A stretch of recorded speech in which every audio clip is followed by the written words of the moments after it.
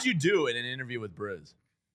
Hey, how's it going? Turn my mic off. Anything on your mind? Go. What do you think about what do you think about the world? Let's go to the universe from there. Yeah. What are your geopolitical takes, Briz? I saw Briz at like a speaking engagement a few years back. It was like him, Sarah Baker, and Dave Isaac at Bourbon and Branch. Oh, okay. Oh, wow. And just the funniest freaking Friend of Sarah dude. Baker right here. Yeah. How much money has he made from the Flyers? Do we what was that contract worth? It's $51 million. Wow. And he got bought out after 2 years, and you get 2/3 of your money over twice the remaining term. So it was whatever's left over 7 That's years. good contract you get it knowledge over by 14. you. Yeah. He's like a little Howie Roseman over We here. have lived So it's that through, like 36, 37 million. we have basically? lived through a bunch of lockouts. I've had to like study the CBA because you need content when the game ain't on. I mean, that's the dream, though, right? Like Briz won life. Yes. Yeah, Yeah. we're the ones that suffer. He's It's killing it. Like I'm always Killing like, I would love to be like Pat Mahomes backup. Just be like, Chase Daniel. You don't even have to show up to This it. guy's just at home. He's wandering around the Yeah, world like, with a he blonde. doesn't have to show up to work. He's just chilling. I wanted to just tap into the last segment we did with Pat. He was going over the worst Sixers draft busts of all time. You're a huge Sixers fan. His top 1 and 2, I want to see if you agree. He had Fultz as the second worst draft pick, and Brad Daugherty, he went way back as the worst draft pick or the worst move. No, that was a trade. Yeah, it was actually them trading out of the number 1 spot for Roy Hinson. Was Draft worse. debacles was really the worse That would than- in terms of draft debacles, that whole although trading Moses, I think was a little overrated, to be honest, because he was at that point older. But Brad Daugherty, did he make the Hall of Fame, guys? I mean, Do you know that? if not, he probably should. I mean, If not, he probably should. All-star. That if you're going just by that, if that counts, Yes. if that counts, What's a worse move, drafting Fultz or trading the number 1 overall pick, which was Brad Daugherty, for Roy Hinson? well, here's the thing, and I'm gonna give you my answer here, because I'm going like 2 levels deep. All right. I believe if the Celtics kept that pick, they were taking Jason Tatum. They played poker. They knew they were going to win the hand, but they weren't taking Fultz. They were going to take Tatum either way. So for me, I would say the Brad Daugherty trade. Wow, you agree? You agree with Pat the editor? Because the whole Fultz to me, thing, they were going to could've take Fultz either way. They were didn't gonna have to take Fultz either Fultz. way. They could have And played. Fultz, no, but they could have played but Danny VG Ainge. I mean, like, we're taking Fultz. Bam, we got the number 1 pick. We're taking Jason Tatum. No, but they were taking Jason Tatum. Like they've said that. Like they said they had no interest in Fultz. By the way, again, the Fultz thing I'll never forget as long as I live. I know people who were there in the building that day. I've seen the videos. I've said this before, VG. When you watch a golfer putt, pro golfer, not me. You watch a pro golfer putt from 40 feet away. He always comes within 2 feet, right? These guys are so good.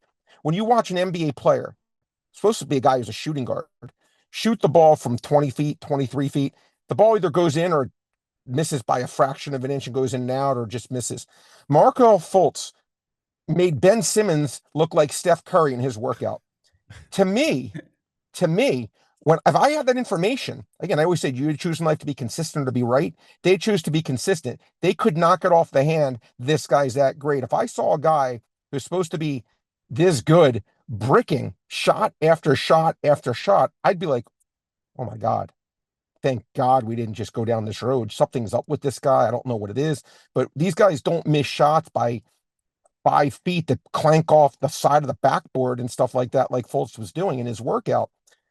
But I believe, Ainge, that they were not going to take him, and that was never on the card for them. I don't think that's a lie. I don't think that's hyperbole at all. But, VG, here's my last argument on that.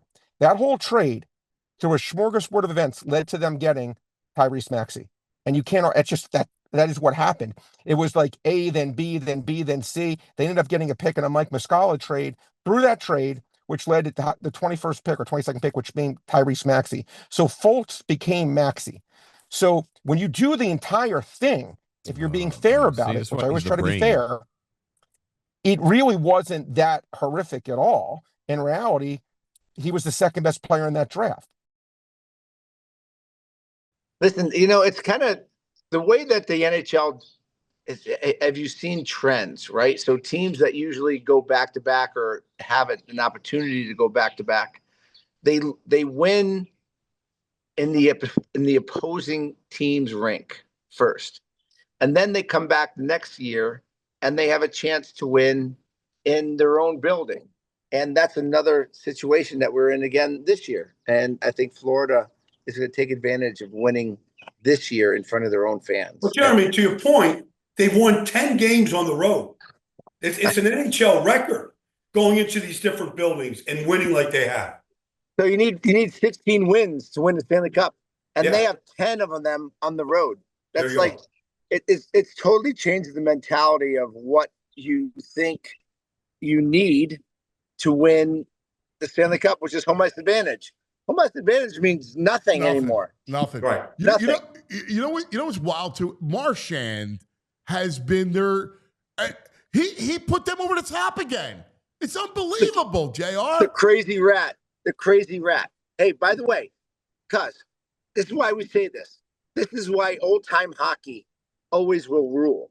Because to play with grit, to play with fire, to play with like emotion and respect to the game, you're going to win. And Corey Perry, 10 goals. The oldest guys in the game right now are showing you guys how to win. And it's like, okay. So there's something about us talking about the old times and how we played with grit and fire and tenacity and like hard-nosed hockey. Like it's not pussyfooting around and dancing around. It's hard-nosed hockey. And Florida Panthers are hard-nosed hockey. The way they play, it's insane. Yes. So they are changing the way general managers are looking at their teams, 100%. And Danny Briere just brought in the ultimate footnote, Yeah. of Philadelphia hockey in Rick Tocchet. Well, I couldn't Right? wait to ask you about Toc, knowing how close you are, and him coming back home. What this means for the franchise? Obviously, everything matters how the players react, right? But there's no question they're going to have a coach that's going to put them in the right position, give them the right system, and make them feel the way they need to feel to play the game the way the Philadelphia Flyers play the game. Not the way the game's supposed to be played, but the way the Flyers play the game. They have a jersey that has one of the craziest teams of all time in terms of the Broad Street Bullies. Okay. When you pull that jersey on, you pull over a mentality that your history has built. Tocchett's a part of it. Briere's a part of it. Jones is a part of it. Now, all these guys that put that jersey on every single day are going to have to answer to those guys. And they're going to have to answer to John LeClaire, who's also in the business, who has to answer to Patrick Sharp, who's also in the I business. got chills. So, like, for me, you pull that Flyer jersey on and you become a Broad Street Bully, period. End of sentence. And that's the way you're going to win. We see what's happening in Florida. They are Broad Street Bullies 2.0. So that's what needs to happen. This is a Hall of Famer, Baldy. A Hall of Famer, baby. Are you kidding me? The great Jeremy Roenick. My boys in Philly. I love you guys, man. I love you. I miss you. I wish the best for you. And let's be the next dynasty. Yes. Let's be the next dynasty. Yes. Come on. Well, the one thing, Jeremy, like I go to some of these games. I actually was with Gretzky last Tuesday night. And the one thing, and he was having a good time, Jeremy, like old school good time, as you know. But the one thing about this team, and if I was with Tocchet, and with Danny, the whole group, they skate so freaking hard.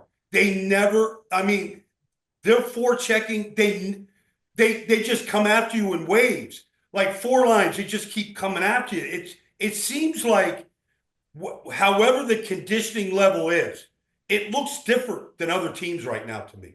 Well, I think they have the mentality. I think they have the core group. And now that Toc goes in there, they can build a mentality that Florida built, right? Where it's in your face, hard hockey, physical, yapping, not pushing anybody out, 20 guys on the same page. So I agree with you. I think it's there's some really good loins there, right? Really good loins. And it's up to the players to say enough is enough. We're not going to have the Flyers miss the playoffs again for, for the last 5 years or whatever the case may be. That can't happen anymore. It's got to be embedded. So, that logo on the front, it's got to be way more important than the name on the back. And and by the way, they have one of the toughest Philadelphia Flyers of all time as their coach. Who's going to tell him to go stick it? Nobody. Nobody. Right? No Yeah, one. nobody.